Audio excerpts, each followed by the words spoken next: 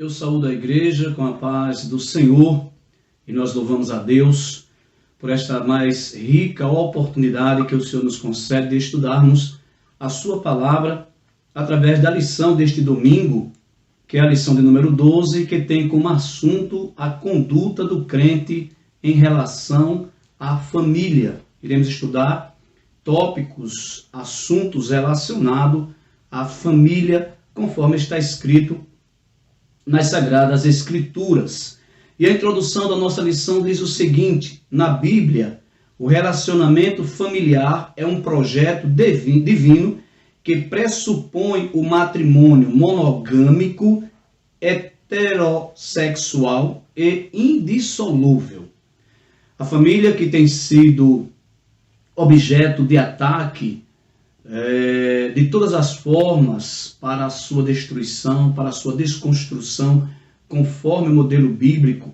A família que é a célula master ou a principal instituição de uma sociedade, porque tudo começa na família. Qualquer outra instituição social, ela tem a sua base na família. E uma família bem ajustada, uma família conforme o modelo da palavra de Deus, vai resultar também em instituições sociais bem ajustadas e instituições sociais de sucesso e de progresso. Por quê? Porque se a família vai bem, todo o resto vai bem. Se a família vai mal, todo o resto vai mal. Eu costumo dizer que a igreja, principalmente a igreja, ela começa na família. Sim, começa na família. E na palavra de Deus nós temos instruções para a família, para todos os membros de uma família. Para o pai, para a mãe, ou para o marido, para a esposa e também para os filhos. E independente do que seja ensinado, anunciado, a gente tem visto isto, né? A distorção do conceito de família na cultura, na educação, em várias manifestações sociais, em várias manifestações culturais. Existe esse intento, existe esse objetivo de desconstruir aquilo que Deus colocou como família, uma família composta de um homem, de uma mulher e de seus filhos, né? Como colocou aqui o escritor, uma família monogâmica, um homem e uma mulher, ok? Heterogênea, composta por um macho e por uma fêmea, ok? E indissolúvel. Um projeto que Deus fez para que se perpetuasse, para que durasse por toda a vida, enquanto os membros dessa família existirem.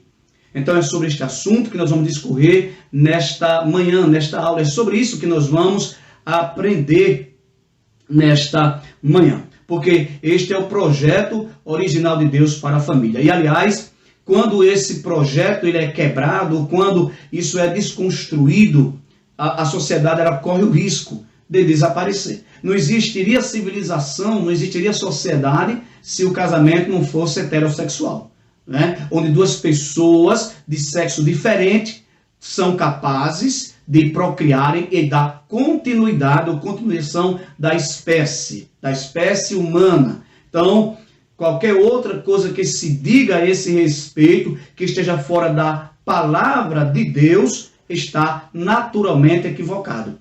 E quando a Bíblia trata do assunto, ela não trata como um conceito, porque alguém pode dizer assim, não, mas isso é só mais um conceito bíblico. Não, não é um conceito bíblico, é uma realidade da própria natureza humana. É dentro desse aspecto que as coisas devem e precisam ser encaradas. Então, nós continuamos aqui do seguinte: no modelo divino, os membros da família são iguais, porém cada um desempenha papéis diferentes. E aqui tem uma coisa importante, é que quando Deus desenha o modelo da família, e a ideia de Deus para a família, ou o modelo de Deus para a família, é o mesmo modelo que a gente vê na Trindade.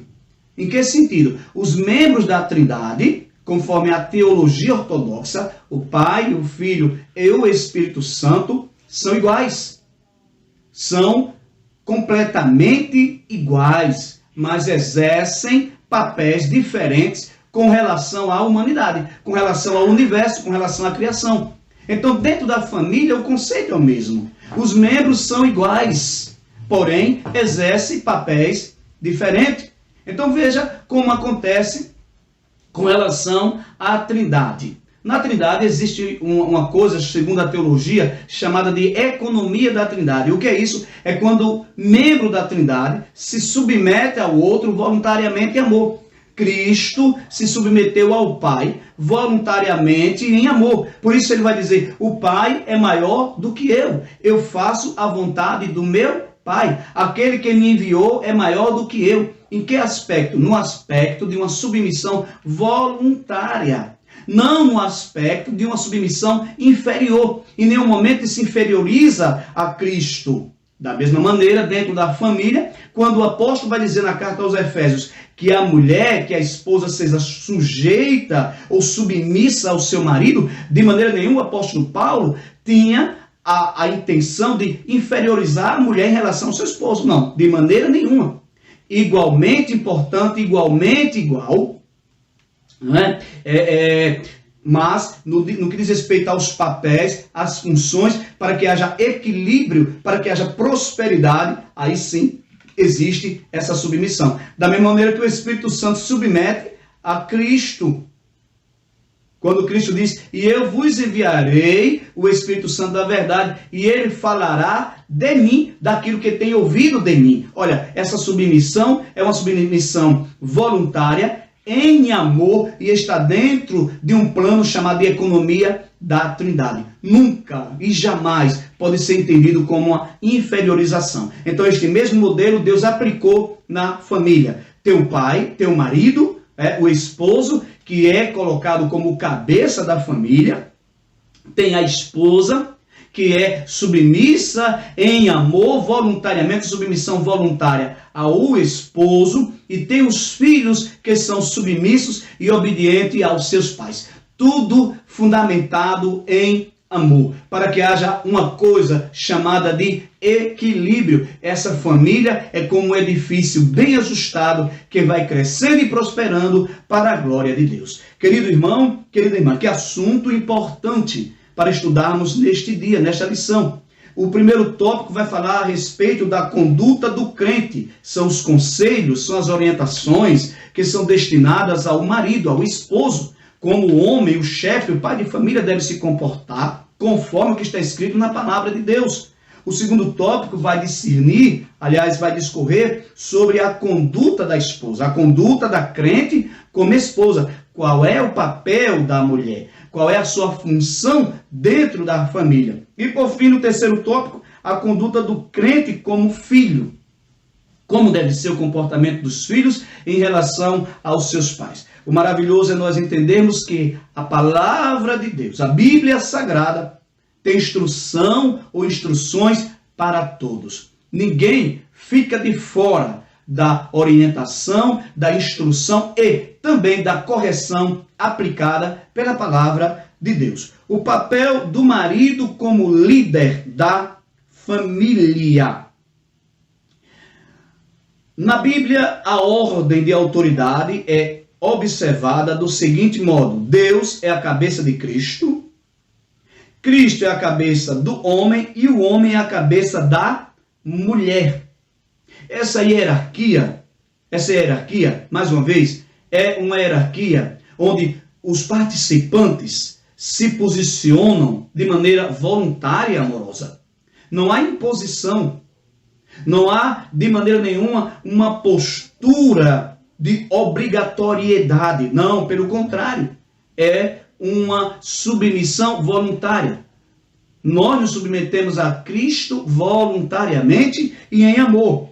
A relação dentro do lar é explicitada na frase: o marido é a cabeça da mulher, como também Cristo é a cabeça da igreja. Ela mostra o modelo do relacionamento do casamento cristão. Isto é, o marido deve liderar a sua casa, do mesmo modo como Cristo lidera a igreja, visando o seu absoluto bem-estar. Então, é dada ao esposo esta responsabilidade.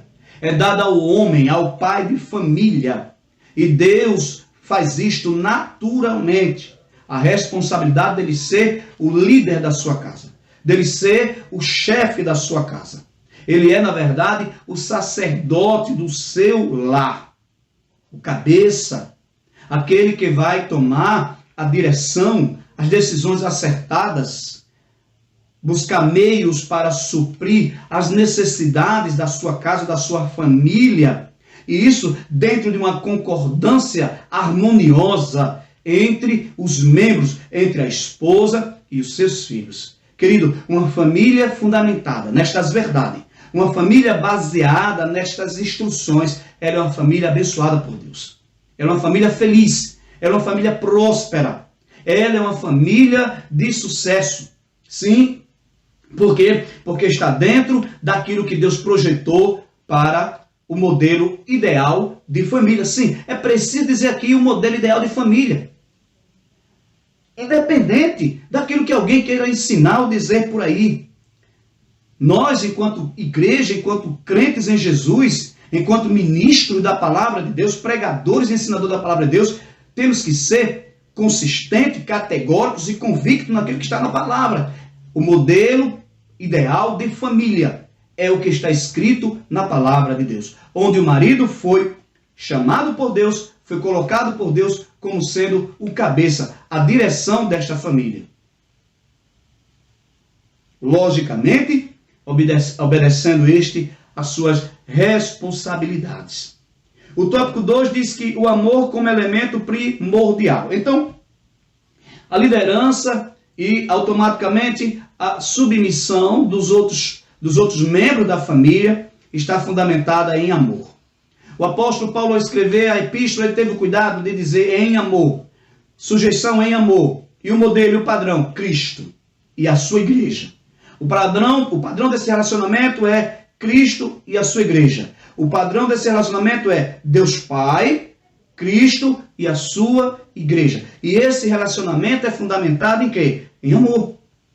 Sim, em amor. O marido, além de liderar, deve também amar a sua esposa, assim como Cristo amou a igreja. E que tipo de amor é este? É o amor desinteressado. Aliás, é muito mais que isto.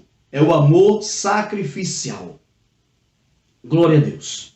Sim, este amor do esposo para com a esposa, da esposa para com o esposo, dos filhos para com os pais e vice-versa. Este amor é o amor conforme o padrão de Deus. O amor desinteressado, que não busca seus próprios interesses, mas busca o interesse do outro. Nós sabemos que existe pelo menos 4 palavras na língua grega para definir amor. E o apóstolo Paulo, quando coloca que o marido ame a sua esposa, ele poderia ter usado ali a expressão grega eros, né, que está relacionado ao tipo de amor que desperta a paixão, que desperta o desejo sexual, o interesse afetivo pela esposa. E este tipo de amor precisa existir e continuar existindo no casamento. Mas Paulo não usa essa palavra. Paulo poderia ter também usado uma outra palavra, a palavra filéus, ou storge, que está relacionado à amizade, que está relacionado a relações e o amor relacionado à família. Esse amor, storge, é aquele amor que é desenvolvido por conta da existência de uma família. Nós amamos dentro desse aspecto por convivermos, por estarmos unidos, juntos. E Paulo poderia ter usado muito bem esta palavra para colocar como o exemplo do amor. Mas Paulo usa um outro termo, um termo grego, agapao, de ágape, que é a expressão máxima do amor, que é o amor sacrificial, que é o mesmo amor com o qual Deus amou o mundo e deu seu Filho unigênito para que todo aquele que nele crê não pereça, mas tenha vida eterna. Este é o mais sublime amor. É o amor onde os interesses pessoais particulares é deixado de lado para que seja atendido, para que seja correspondido às necessidades do outro. Olha que coisa linda. Então, quando Paulo coloca isso daqui, ele vai dizer o modelo e o padrão de amor que o marido deve amar a esposa para que esta família seja ajustada, para que essa família seja próspera, esteja atendendo à vontade de Deus, é o amor ágape ou agapau. Assim, a igreja, veja só, e dentro desse amor, esse amor é voluntário. Aí diz assim, olha, assim a igreja foi atraída para Cristo por meio do amor e não por ameaças ou imposições autoritárias. E aqui o escritor está colocando exatamente como se dá esta atração, como se dá o serviço que nós prestamos a Cristo. Nós somos servos de Cristo, seus discípulos, sua igreja, voluntariamente. Ninguém que esteja servindo a Deus e se sinta obrigado para isso, está fazendo do modo bíblico. Se qualquer coisa que, enquanto cristão, você faz para Deus e se sente na obrigação de fazer, isto não tem sacrifício. Isto não é segundo conforme o modelo que está escrito. Então é dentro desse contexto que Paulo compara o amor da esposa para com o marido e vice-versa, conforme o amor da igreja para com Cristo. Desse modo, os maridos devem também manter a união e a harmonia conjugal por meio do exercício do amor. E aqui tem algo importante a ser dito, porque este amor está para além de sentimento. Este amor é mandamento. Este amor está para além de paixões ou de paixão, de desejo, de afeto. Este amor é mandamento. É a mesma palavra usada quando Cristo diz: para vocês serem meus discípulos, um novo mandamento eu vos dou, que vos ameis uns aos outros. Amar apesar das diferenças. Amar apesar, muitas das vezes, dos defeitos. Amar e perdoar apesar das fraquezas. Glória a Deus. Então, é dentro desse aspecto que o modelo de família é construído. O terceiro tópico do primeiro, o terceiro subtópico, na verdade, né? Do primeiro tópico diz assim: o cuidado do marido à esposa ou com a esposa. A Escritura enfatiza que a esposa é a parte do marido ao declarar: quem ama a sua mulher, ama-se a si mesmo. E o apóstolo Paulo, ele coloca aqui uma condição e diz que uma pessoa ajustada, alguém que esteja pensando de maneira correta, que esteja com as suas faculdades mentais saudáveis, não vai causar dano ao seu próprio corpo. Ninguém vai pegar uma ferramenta e ferir-se a si mesmo se estiver de maneira equilibrada. Se fizer isto, possivelmente está tendo um desequilíbrio psíquico. Ninguém ofende a si mesmo. Ninguém vai comer um alimento que esteja estragado, sabendo que aquilo vai fazer mal a si mesmo. Então é dentro desse aspecto também que o apóstolo vai dizer, olha, o modelo de amor com que o marido deve amar a esposa é o mesmo amor com que ele ama a si mesmo. Então se ele não faz mal a si mesmo, ele também não deve fazer mal à sua esposa. Compreende? E veja como é elevado este padrão. E aí envolve sacrifício. Envolve, na verdade, abrir mão dos interesses para atender os interesses da outra pessoa. Glória a Deus. Isso implica proteger a esposa e prover-lhe uma vida digna. Essas ações de cuidado não se limitam apenas às provisões materiais, mas igualmente ao afeto, à consideração e à honra, dentre outras. Alguns maridos equivocadamente acham que pelo fato de estar suprindo necessidades materiais, suprindo a casa, ele está fazendo completamente o seu dever de casa, o seu dever de esposo. Na verdade, não é.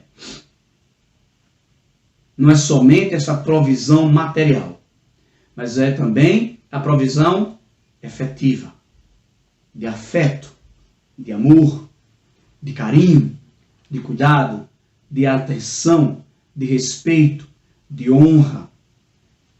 Veja as responsabilidades de nós, homens, a quem Deus confiou a liderança do lar, a chefia da casa, se nós podemos colocar assim. Veja só, e diz aqui, tal demonstração de amor deve ser sincera, tanto em público quanto em particular, de modo permanente, enquanto ambos viverem. Isso aqui não é, e aí uma instrução do próprio Paulo na carta aos Romanos, né? Que o amor não seja fingido, o vosso amor não seja fingido, não é ser uma coisa no público enquanto está na frente das pessoas, e ser outra em casa. Não é ser gentil com a esposa enquanto está diante da igreja, diante dos líderes da igreja, e em casa, usando aqui uma linguagem regional, né, coloquial, ser um brutamonte, grosseiro, ignorante. Então, quando a Bíblia coloca essa responsabilidade para os homens, está colocando que isso deve ser uma realidade tanto fora como dentro de casa. O afeto, o carinho, o amor, a atenção que se demonstra fora é o mesmo que deve se demonstrar dentro de casa. Compreende isso? Então aqui está a responsabilidade dos homens, do provedor, do sacerdote do lar, do pai de família, do cabeça da casa. Mas o texto também continua e dá também as instruções para a esposa. Então a mesma Bíblia que dá as responsabilidades para com o homem, ela também vai falar das responsabilidades da esposa. O homem deve procurar o bem-estar da sua esposa amada. Sim, o homem deve procurar o bem-estar da sua esposa, e é este amor que é o padrão dado por Deus. Agora, qual é a conduta da mulher crente com relação ao homem? De acordo com a analogia paulina em relação ao matrimônio, a mulher casada é comparada à igreja de Cristo. Nesse ponto, veremos a conduta requerida da esposa cristã. Então, como Cristo é o cabeça da igreja, a igreja é seu corpo, assim o marido é o cabeça da sua esposa e a sua esposa o corpo. E aí, qual deve ser a resposta? Qual deve ser a conduta da mulher crente? Primeiro, o conceito de submissão cristã. E mais uma vez, submissão não é opressão. Submissão não é escravidão. Não. Não é a obrigação forçosa de maneira opressora. Não. É submissão voluntária, em amor. As Escrituras ensinam a sujeição de uns aos outros no temor de Deus. E o próprio Paulo vai dizer que a esposa seja sujeita ao marido, como a igreja é sujeita a Cristo. Vai dizer que os filhos sejam sujeitos, o submisso, o obediente aos pais.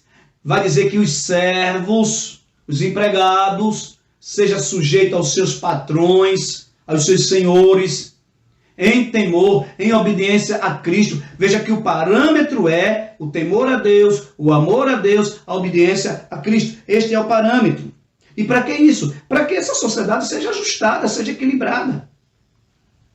Num lar onde as vozes são conflitantes, há desequilíbrio. Na casa onde a esposa tenta, não é, suplantar a autoridade do esposo, querido, este lar está à beira de um colapso. Esse lar não pode ter prosperidade. Não há como haver um lar ajustado onde as partes deixam de cumprir e de exercer o seu papel.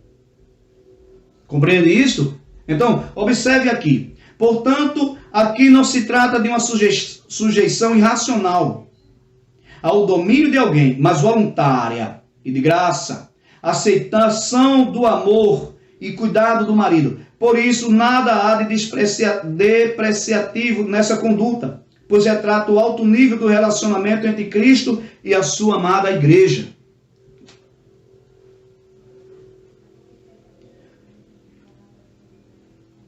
Nunca o movimento feminino, né, o feminista, esteve em tão voga ou tão evidente como nesses últimos dias, nessas últimas décadas da história da humanidade. O grito, né, que as mulheres se uniram, teoricamente, né, o conceito é este, essa ideologia, para se libertarem. E há muitos equívocos, muitos erros, muitas posturas, inclusive indecorosas, em relação a este movimento. Não existe liberdade sem uma submissão voluntária. E o modelo e o padrão que Cristo traçou para a sua igreja é o mesmo modelo e padrão que ele traça para o relacionamento. Então, essa submissão não é algo irracional. Essa submissão não é algo opressor, onde a esposa fica lá oprimida, sufocada. Não, de maneira nenhuma. É uma submissão voluntária. Ok? Entendeu? Uma submissão onde as partes se respeitam, se amam, se compreendem e buscam o interesse do outro. Então, a condição da mulher cristã, no contexto das Sagradas Escrituras, Cristo, ele traz um valor à mulher como nunca havia acontecido na história da humanidade. Esta é a verdade. A condição social da mulher no Antigo Testamento, em algumas situações, esta mulher ela foi tratada, não é, como algo secundário, fazendo inclusive parte de acordos. A sociedade grega também tratava a mulher de maneira inferior. Inclusive, as esposas eram escravizadas. Mas no Evangelho de Cristo, as mulheres alcançam posição de dignidade igual aos homens. Veja, é tão digna quanto aos homens. Lucas vai registrar no capítulo 8 do seu Evangelho que no ministério de Cristo, além dos 12 discípulos ou apóstolos que os seguiam, havia mulheres que seguiam a Cristo. Maria Madalena, de quem Jesus havia expulsado 7 demônios, a esposa do procurador de Herodes, uma mulher por nome Susana, e essas mulheres estavam no ministério de Cristo para servi-lo, e servia com as suas fazendas, com os seus afazeres. Veja, Cristo agora está colocando a figura feminina, né, a mulher, numa evidência como nunca tinha acontecido antes. Quando Jesus vai e conversa com a mulher à beira do poço de Jacó, com aquela mulher samaritana, quebrando todos os paradigmas culturais e sociais que existiam. Porque olha como a situação se desenhava. Os samaritanos não conversavam com os judeus, eles não se davam bem, eles não havia comunhão. Um mestre judaico era proibido, não podia conversar com uma mulher em um lugar sozinho, e ainda mais samaritana. Mas Cristo, ele quebra esse paradigma. Ele está ali para transformar a vida daquela mulher, para valorizar aquela mulher que estava sendo desprezada por uma condição social. Então, o Evangelho, ele traz essa dignidade para a mulher. Aos olhos de Deus, a mulher é tão digna quanto é o homem. Deus não faz exceção.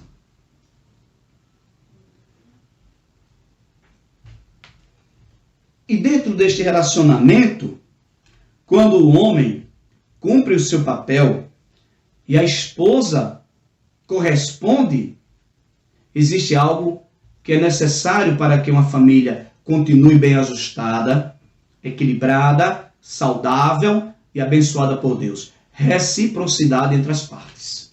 Sim, porque se uma das partes só faz e não recebe nada, não vem nada de retorno, está havendo um desequilíbrio da balança.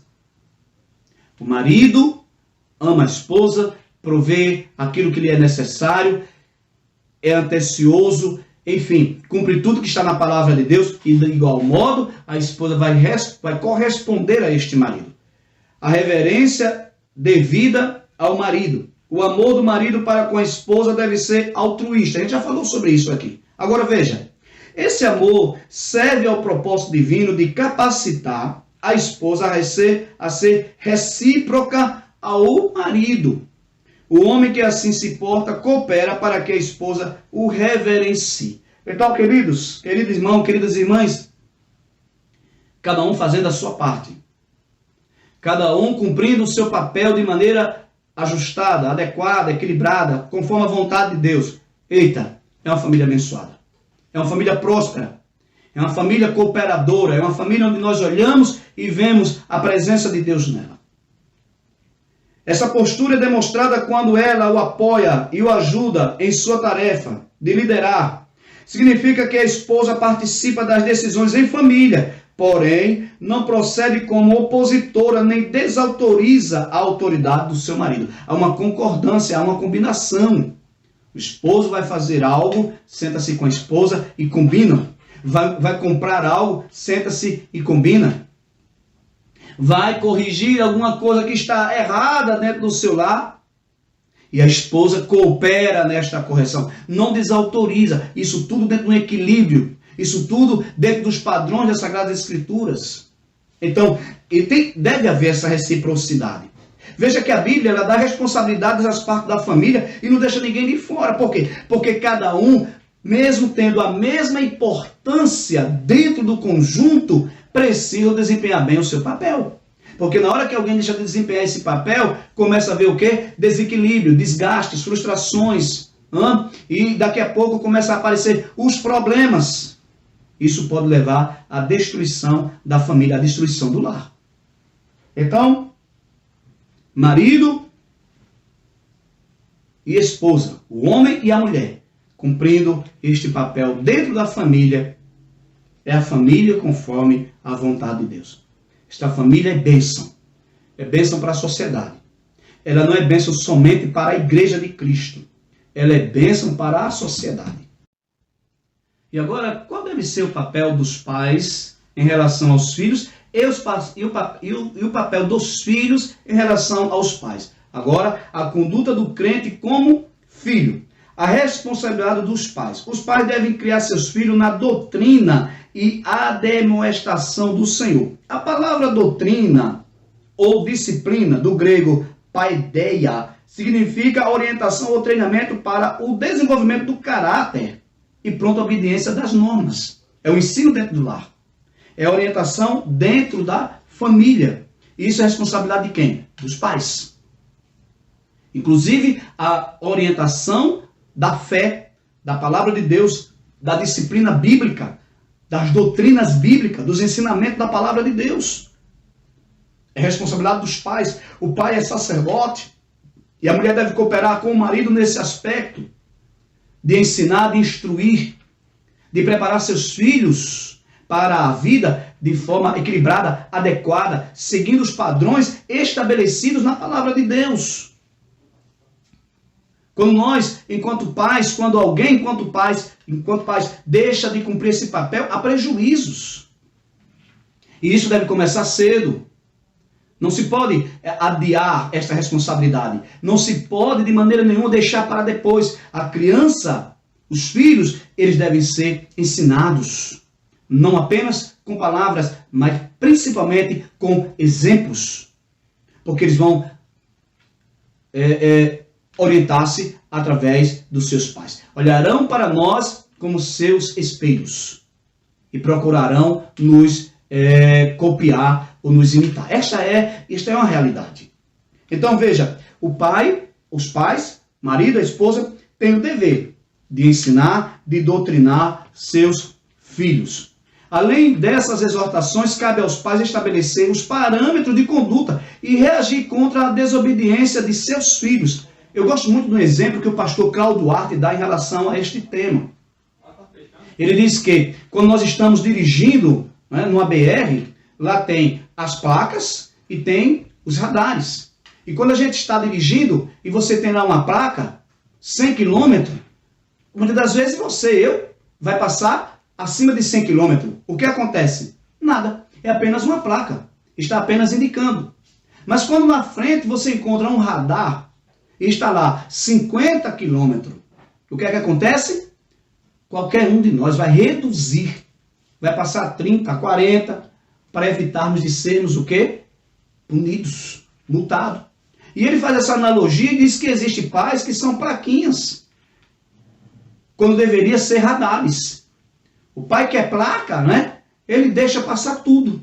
Ele vê o erro, ele vê a desobediência, ele vê a quebra dos parâmetros, das regras e simplesmente não corrige. E corrigir aqui não se trata de espancar. Corrigir aqui não se trata de maltratar, mas corrigir com amor, corrigir com aquilo que é necessário. E a própria Bíblia tem instrução para isso.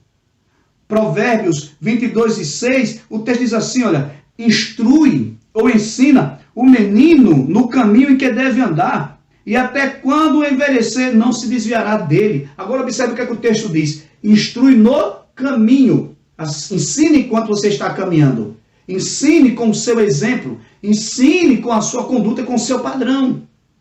É andando e instruindo. Essa instrução, a Bíblia tem instrução desde o Antigo Testamento, né, lá da Torá, para que os judeus ensinassem seus filhos, mostrassem aos seus filhos o caminho, a direção. Um dos capítulos mais trágicos da história de Israel está registrado na história de Juízes, no capítulo 2 de Juízes, no versículo 10, está escrito lá que quando Josué morreu, foi sepultado, e todos os anciões de Israel foram sepultados, e aqueles que presenciaram o milagre, as operações de Deus, também morreram e foram sepultados. Surgiu uma geração que não conhecia Deus, ou seja, aqueles pais deixaram de instruir seus filhos, negligenciaram o ensino. E quando a gente vai estudar o livro de Juízes, é uma história de tragédia, é uma história de desobediência a Deus, é uma história de erros e pecados e fracassos constantemente. Então, quando nós deixamos de fazer esta correção, corremos o risco também de sofrermos isso na nossa família. Então, é a responsabilidade dos pais. E qual é a conduta requerida dos filhos? O dever dos filhos é apresentado de forma objetiva pelo apóstolo. Vós, filhos, sedes o quê? Obedientes aos vossos pais. Essa obediência é em amor. Obedecer naquilo que está conforme o estabelecido pela palavra de Deus, pela orientação das normas equilibradas. Veja que o papel do filho é obedecer. Assim os filhos devem obedecer e honrar seus pais. Logo, obedecer significa cumprir o que é ordenado. E honrar envolve amor, respeito e até mesmo o sustento em caso de necessidade. Portanto, a obediência é devida enquanto os filhos viverem sob a tutela dos pais, e a honra é um dever para a vida toda. Não importa qual seja a idade que o pai vai atingir, a mãe vai atingir, os pais vão atingir. É dever do filho honrá-lo sempre. Sim, honrá-los sempre. E quando sempre obedecer. Isto é maravilhoso. E aliás, o apóstolo vai dizer que isto tem um resultado. Ele vai dizer que este mandamento é o primeiro mandamento com promessa. Aos filhos que obedecem e honram a seus pais, uma promessa dupla lhes é assegurada, para que te vá bem e vivas muito tempo sobre a terra. Essas bênçãos incluem prosperidade exterior e vida longa. Embora as dádivas espirituais estejam implícitas, a ênfase recai sobre os benefícios materiais. A dupla bênção da obediência aos pais. Coisa maravilhosa é quando os filhos entendem isso e obedecem a seus pais. E respeitam e os honram. Então, queridos, está aqui as instruções, a orientação da palavra de Deus para a família. Glória a Deus. A família. E qual deve ser a conduta de cada membro desta família. A conclusão da nossa lição diz assim: no modelo divino, todos os membros da família cumprem deveres específicos. O marido tem o dever de liderar e amar a sua esposa. A esposa, o dever de submeter-se e respeitar a liderança de seu marido. Aos pais, o dever de educar seus filhos segundo as Escrituras.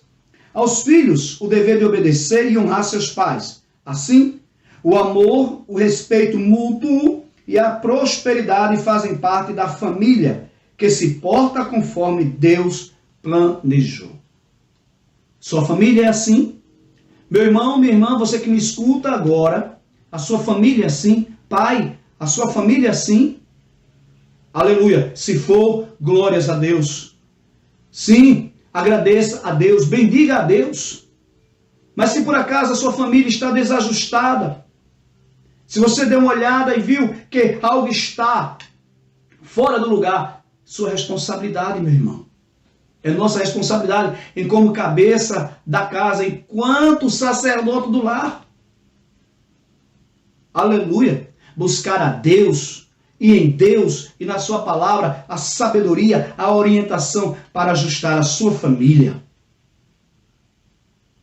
Aos pais cabem ensinar seus filhos através do exemplo. A Deus nós damos graças, louvamos e agradecemos por nossas famílias. Eu oro a Deus e espero que as nossas famílias continuem sendo, se comportando dentro do padrão conforme estabelecido pela palavra de Deus. Que Deus abençoe cada dia mais a sua vida, meu irmão. Que Deus abençoe cada dia mais a sua vida, minha irmã. Que Deus abençoe a vida de seus filhos. Que a sua família seja próspera.